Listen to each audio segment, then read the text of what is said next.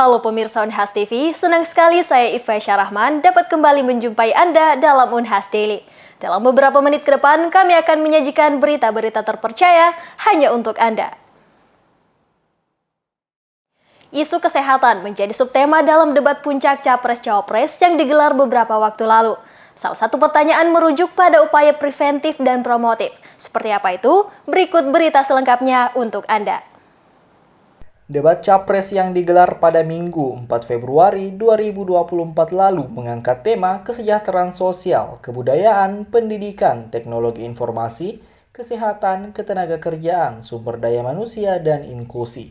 Salah satu panelis dalam debat tersebut yakni Profesor Dr. Aminuddin Syam, SKM MKes MED, merupakan guru besar dan mantan dekan Fakultas Kesehatan Masyarakat Universitas Hasanuddin, sekaligus Ketua Umum Perhimpunan Sarjana dan Profesional Kesehatan Masyarakat Indonesia atau Persakmi, periode 2022-2026. Isu kesehatan menjadi subtema dalam debat tersebut. Pertanyaan yang diberikan pada calon presiden merujuk pada anggaran kebijakan program kesehatan lebih berorientasi pada aspek kuratif daripada promotif dan preventif.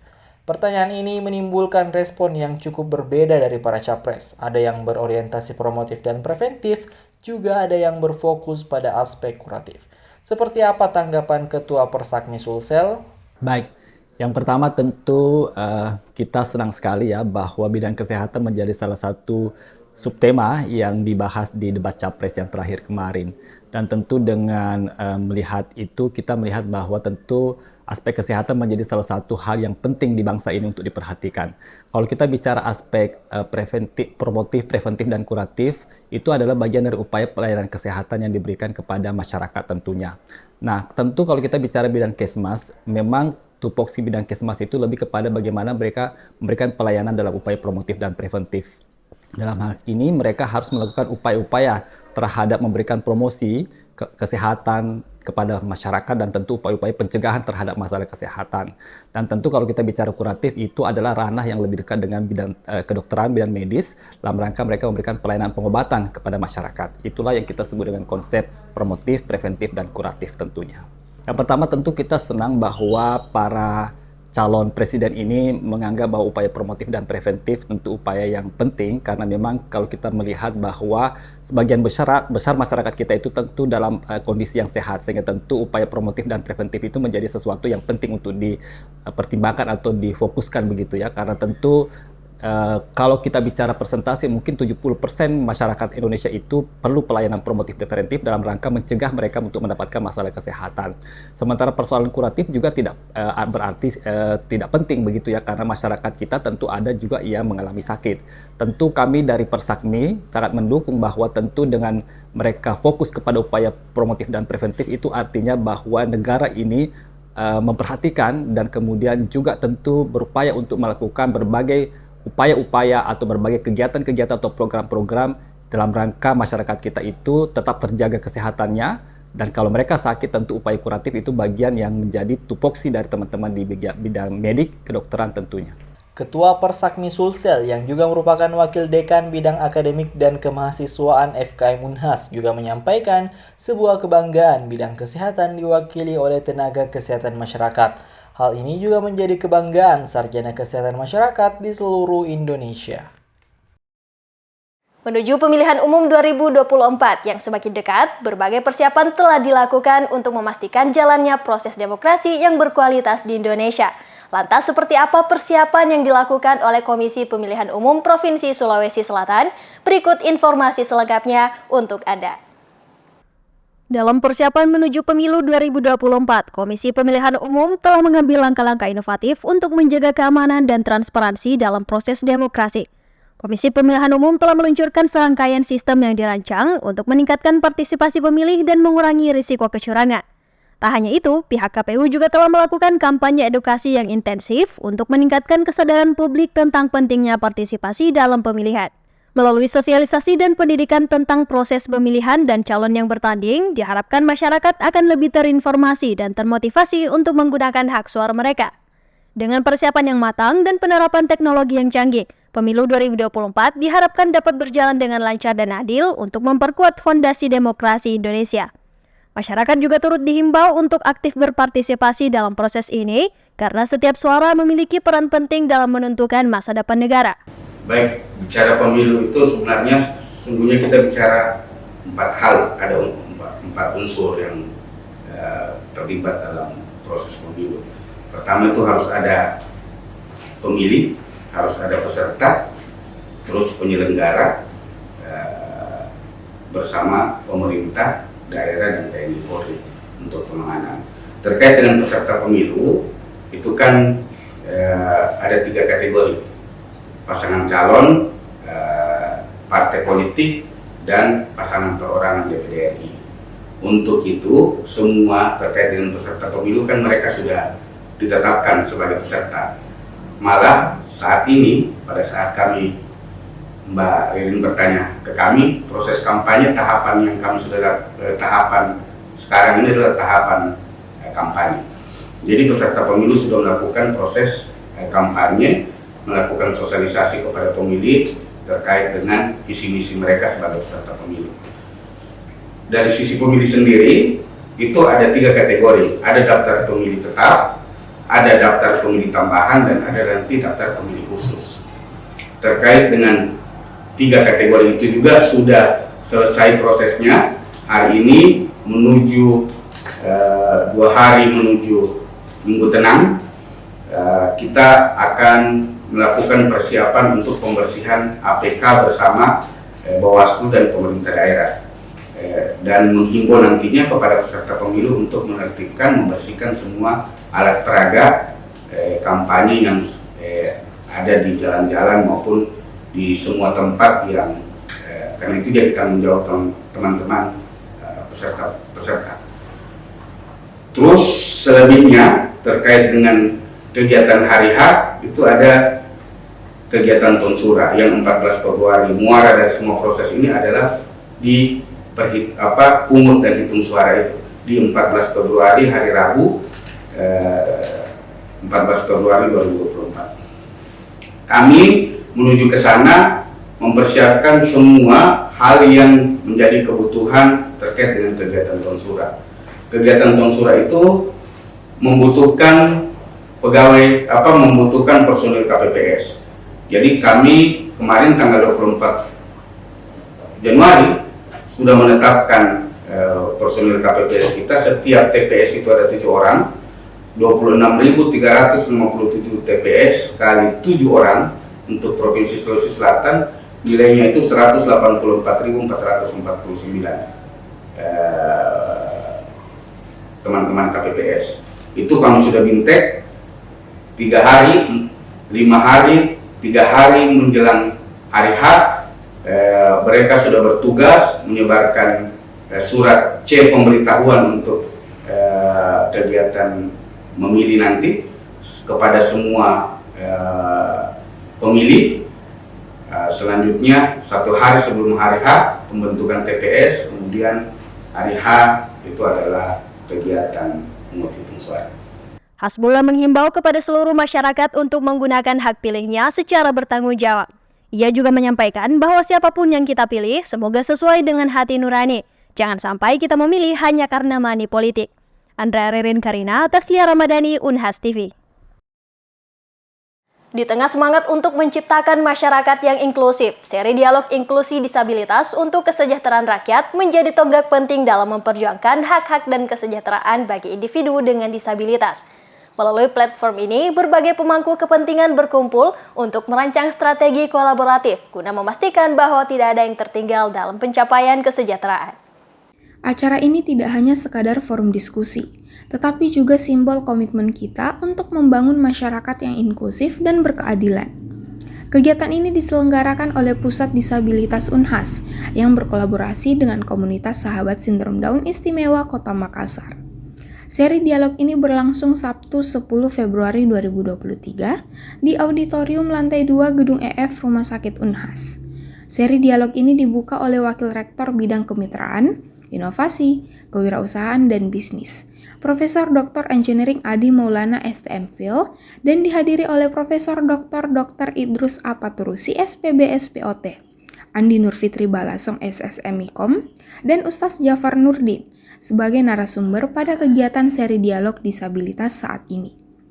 Para narasumber yang terdiri dari akademisi, aktivis disabilitas, pemerhati isu kesehatan, dan pejabat pemerintah membahas berbagai isu penting mulai dari aksesibilitas layanan kesehatan hingga hak-hak para disabilitas. Dalam serangkaian diskusi yang berfokus pada disabilitas, kesehatan, dan kewargaan, peserta dari berbagai latar belakang berkumpul untuk bertukar gagasan dan merumuskan langkah-langkah konkret untuk meningkatkan kualitas hidup individu dengan disabilitas. Iya, seri dialog inklusi disabilitas untuk kesejahteraan rakyat ini akan menjadi kegiatan rutin dari Pusat Disabilitas Unhas, dan ini adalah seri pertama yang kami angkat itu isu kesehatan dan kesejahteraan difabel. Nah, kami mengangkat isu ini dengan kesadaran bahwa masih banyak persoalan yang dihadapi oleh warga dengan disabilitas, khususnya dalam menerima layanan kesehatan. Banyak orang tua dengan anak disabilitas itu mengeluh dengan kurangnya layanan terapi untuk anak-anak mereka, karena memang terbatas jumlah terapis di sejumlah layanan kesehatan, dan juga masih banyak sejumlah layanan kesehatan terutama di tingkat dasar itu yang tidak akses bagi difabel. Nah, kegiatan ini kami bekerja sama dengan Sahabat Sindrom Down Istimewa atau SSDI, dan organisasi ini merupakan fokus pada isu disabilitas intelektual.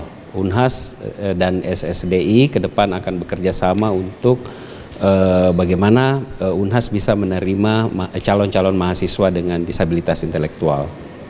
Salah satu momen paling menonjol adalah ketika aktivis disabilitas membagikan pengalaman pribadi mereka, menyoroti betapa pentingnya mendengarkan suara mereka dan mengambil tindakan konkret untuk mengatasi ketidaksetaraan. Seri dialog inklusi disabilitas untuk kesejahteraan rakyat bukan hanya sekadar pertemuan rutin. Ini adalah langkah konkret dalam perjalanan panjang kita menuju masyarakat yang lebih inklusif dan berkeadilan bagi semua. Dari sini, semangat kolaborasi dan komitmen untuk memperjuangkan hak-hak individu dengan disabilitas akan terus berkobar. Bersama-sama, kita dapat menciptakan perubahan yang positif dan memastikan bahwa tidak ada yang tertinggal dalam perjalanan menuju kesejahteraan rakyat yang lebih baik. Mari kita terus bergerak maju, bersama-sama menuju masa depan yang lebih inklusif dan berkelanjutan. Topik disabilitas dan perempuan ini sudah pasti sangat-sangat penting untuk dibahas, karena begini, disabilitas itu terkadang itu selalu diterpinggirkan, dan itu menurut saya isu yang sangat-sangat urgent untuk dibahas, apalagi terkait perempuan, karena dari segi ketenaga kerjaan, dari segi aksesibilitas, sosial dan budaya dan kulturalnya seperti itu sangat urgent sih untuk dibahas menurut saya seperti itu. Yang pertama itu Prof. Idrus, sudah pasti itu sangat-sangat narasumber yang memberikan impact yang besar, apalagi ada Ustadz Jafar, karena Ustadz Jafar itu sendiri yang mewakili suara kita yang sebagai difabel. Terus dari segi dari Prof. Idrus sendiri itu juga memberikan memberikan nasihat-nasihat tentang begini tentang difabel yang harus diperhatikan lebih dalamnya, Kak, seperti itu. Apalagi juga ada Ibu Fitri yang memiliki juga latar belakang yang lebih luas terkait masalah ini, Kak, seperti itu. Dalam wawancaranya, Agung Trianto Gunawan, selaku Ketua Panitia pada seri dialog kali ini, menjelaskan bahwa seri dialog inklusi disabilitas ini tidak hanya menjadi sekadar acara diskusi biasa, tetapi juga menjadi tonggak penting dalam mendukung perjuangan kita untuk menciptakan masyarakat yang lebih inklusif dan berkeadilan. Feni Septiani Samuel, Muhammad Fauzan Ali, Unhas TV. Di tengah semangat untuk menciptakan masyarakat yang inklusif, seri dialog inklusi disabilitas untuk kesejahteraan rakyat menjadi tonggak penting dalam memperjuangkan hak-hak dan kesejahteraan bagi individu dengan disabilitas. Melalui platform ini, berbagai pemangku kepentingan berkumpul untuk merancang strategi kolaboratif guna memastikan bahwa tidak ada yang tertinggal dalam pencapaian kesejahteraan. Deretan komisaris BUMN mengambil keputusan untuk mengundurkan diri setelah secara terbuka menyatakan dukungan terhadap pasangan calon presiden dan calon wakil presiden. serta aktif terlibat dalam kampanye mereka. Rosan Reslani menjadi salah satu yang melepaskan jabatannya sebagai Wakil Komisaris Utama Pertamina setelah menjadi Ketua Tim Pemenangan Prabowo Gibran. Sementara itu, Arif Roshid, Komisaris Independen Bank Syariah, turut mengundurkan diri karena terlibat dalam tim kampanye nasional Prabowo Gibran. Lalu disusul pengunduran diri Budiman Sujatmiko dari Komisaris PT PN5 menjadi Dewan Pakar TKN Prabowo Gibran. Eko Sulistyo, Komisaris PT PLN, juga mengambil langkah serupa setelah menjadi Wakil Ketua Tim Pemenangan Nasional Ganjar Mahfud. Panel Barus melepaskan jabatannya sebagai Komisaris Anak Usaha PT Pelindo 4, PT Equiport Inti Indonesia, karena bergabung dengan TKN Prabowo Gibran. Selanjutnya Andi Gani Nenawea mengundurkan diri sebagai Presiden Komisaris PT PP setelah ditunjuk sebagai Wakil Ketua Umum TPN Ganjar Mahfud. Gitaris Leng, Abdes Leng, juga memutuskan untuk mundur dari jabatannya sebagai Komisaris Independen PT Telkom Indonesia karena terlibat dalam kampanye Ganjar Mahfud. Pada Jumat 2 Februari, publik dihebohkan dengan mundurnya Komisaris Utama PT Pertamina, Basuki Cahayapurnama, atau yang akrab disapa Ahok. Ahok mengungkapkan keinginannya untuk aktif berkampanye mendukung Ganjar Mahfud setelah melepaskan jabatannya sebagai Komod Pertamina. Jadi tadi saya katakan BUMN itu kan harus profesional, yang pengelolaan baik ya dari direksi maupun dari komisaris atau dewan pengawasnya.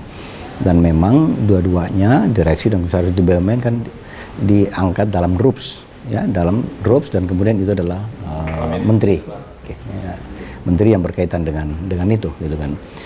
Nah, tentu punya hak-hak ya untuk bekerja dan untuk tidak bekerja. Ya, kalau mau mundur ya itu hak pribadinya ya. Biasanya ya bisa orang berhenti ya karena diberhentikan ya, karena meninggal, karena mundur dan sebagainya.